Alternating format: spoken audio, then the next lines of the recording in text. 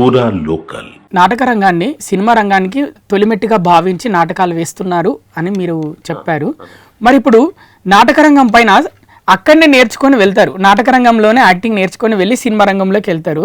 మరి ఆ సినిమా రంగం ప్రభావం నాటకం పైన ఎక్కువగా ఉందా? సినిమా రంగం నాటక రంగాన్ని తొక్కేస్తుందని మీరు అనుకుంటున్నారా? అలా ఏ రంగము ఇంకో రంగాన్ని తొక్కేయడం అంటూ ఉండదు.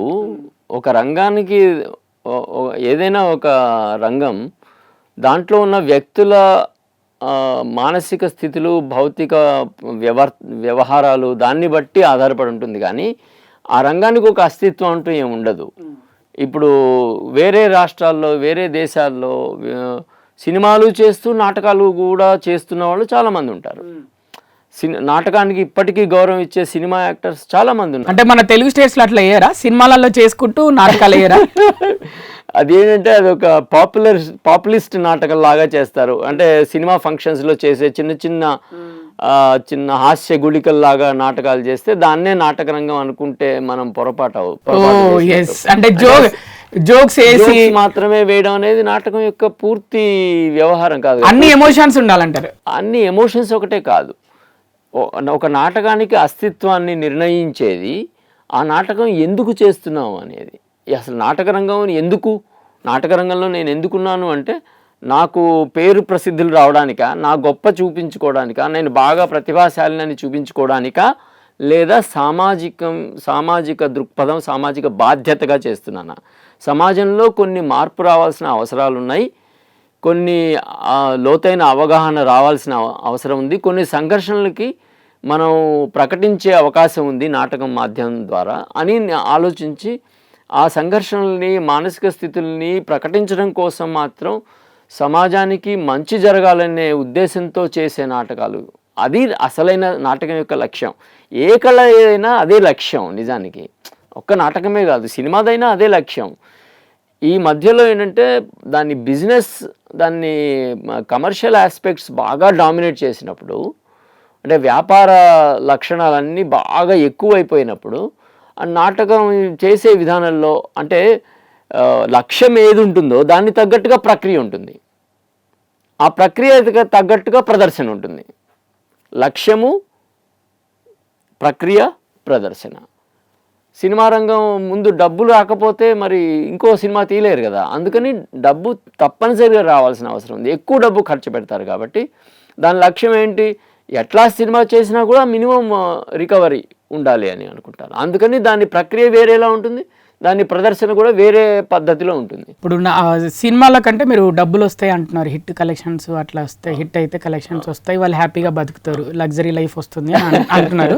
మరి నాటకం వేసే వాళ్ళకి మరి డబ్బులు ఎక్కడి నుంచి వస్తాయి, వాళ్ళు ఏంటి, మరి వాళ్ళ పరిస్థితి ఏంటి, నాటకాలు వేసే వాళ్ళ జీవన శైలి ఎలా ఉంటుంది? నాటకాలు వేయాలి అనుకునేది వాళ్ళ కష్టం ఏంటి చెప్పండి ఒకసారి. అంటే ఎందుకు చేయాలి నాటకం, నేను ఎందుకు చేయాలి నాటకం, ఇప్పుడు నాటకం చేయమని ఏ సమాజము నన్ను అడగలే, ఎంతమంది వ్యక్తులు నన్ను అడగలే. నేను ఈ నాటకం విషయం నేను అధ్యయనం చేశాను కాబట్టి నాకు ఏదో దాంట్లో ఒక ఆకర్షణ మొదలైంది కాబట్టి ఆకర్షణతో మొదలై దాని యొక్క లోతులు తెలిసిన కొద్దీ సమాజం యొక్క బాధ్యత, సామాజిక బాధ్యత నాకు ఉంది అని అర్థమైంది కాబట్టి అందులోనే ఉన్నా. నేను వేరే రంగంలోకి మార్పు చెందలేదు, నేను అవసరం లేదు.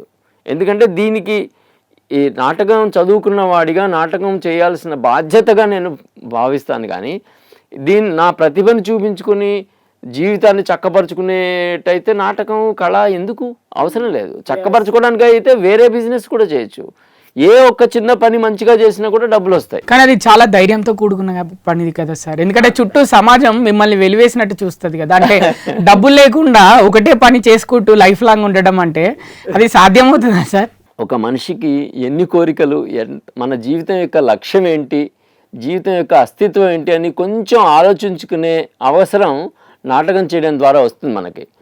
అందువల్ల ఏంటంటే జీవితంలో మినిమం గ్యారంటీ, కొంచెం భోజనము, ఒక చిన్న ఇల్లు, మామూలు అవసరాలు తీరిపోతే, కనీస అవసరాలు తీరిన తర్వాత ఎంత డబ్బైనా ఒకటే, ఎంత డబ్బు ఉన్నా ఒకటే, లేకపోయినా ఒకటే. ఒక ఇల్లు ఉందనుకోండి, మనం తలదాచుకోవడానికి ఇల్లు, కావాల్సిన మినిమం బట్టలు కట్టుకోవడానికి వస్త్రాలు, తర్వాత ఆహారము, మినిమం ప్రయాణాలు చేయడానికి సరిపడా ఉంటే ఒక మధ్యతరగతి కుటుంబంలో బ్రతకగలిగితే అంతకంటే ఎక్కువ ఉన్నా కూడా అంతకంటే ఏం చేస్తారు చెప్పండి?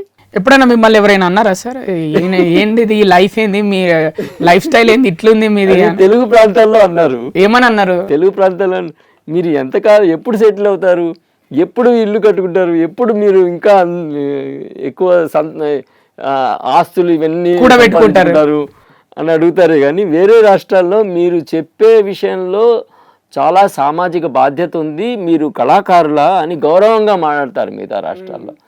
ఖాదీ వేసుకోగానే ఒక మానసిక స్థితి వచ్చేస్తుంది ఇక్కడ వాళ్ళకి.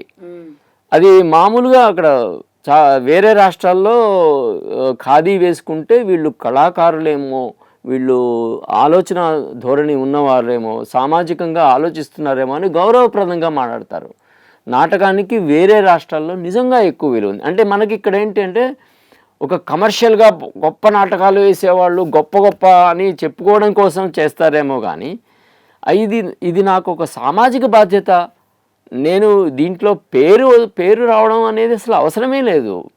నేను మంచి అనుకున్న పని చేసుకుంటూ వెళ్ళడమే ముఖ్యం కానీ అది ఎవరు గుర్తించారా గుర్తించలేదా, ఏమైనా అవార్డులు వచ్చాయా, వీటికి అప్లై చేయనా, ఈ ఫండింగ్ తీసుకోనా, ఇవన్నీ అవసరం లేదు. నా బ్రతుకు నేను బ్రతకగలుగుతూ మంచి పని చేసుకుంటూ పోతే ఎంత ఒక 100 మంది పిల్లలతో వర్క్ చేశాను అనుకోండి, ఒక నాటకం చేశాను అనుకోండి, ఆ పిల్లల్లో మానసిక వికాసానికి సంబంధించిన కొన్ని లక్షణాలు వాళ్ళు ఆ వర్క్షాప్ ద్వారా నాటకం ద్వారా నేర్చుకుంటే వాళ్ళకి జీవితాంతం ఉపయోగపడతాయి. వాళ్ళకి ఆ లక్షణాలు ఆ విలువలు గుర్తుంటాయి. అదే మన లక్ష్యం, అదే నాటకం రంగం యొక్క లక్ష్యం. అంతేగాని నేనేదో బాగా చేశాను, నేను ఇది చేశాను అది చేశాను, అది అవసరమే లేదు. దానివల్ల ఎందుకంటే పోయిన తర్వాత ఏం ఉపయోగం లేదు కదా, అది ఏమి ఉపయోగం లేదు. పేరు, ప్రసిద్ధి, అవార్డులు ఇవన్నీ ఈ రికగ్నిషన్ కోసం పనిచేసేవాడు ఇంకేం పనిచేస్తారు? మనకి ఒక బాధ్యతగా చేసేవాళ్ళు చేసుకుంటూ వెళ్ళిపోతారు అంతే. అది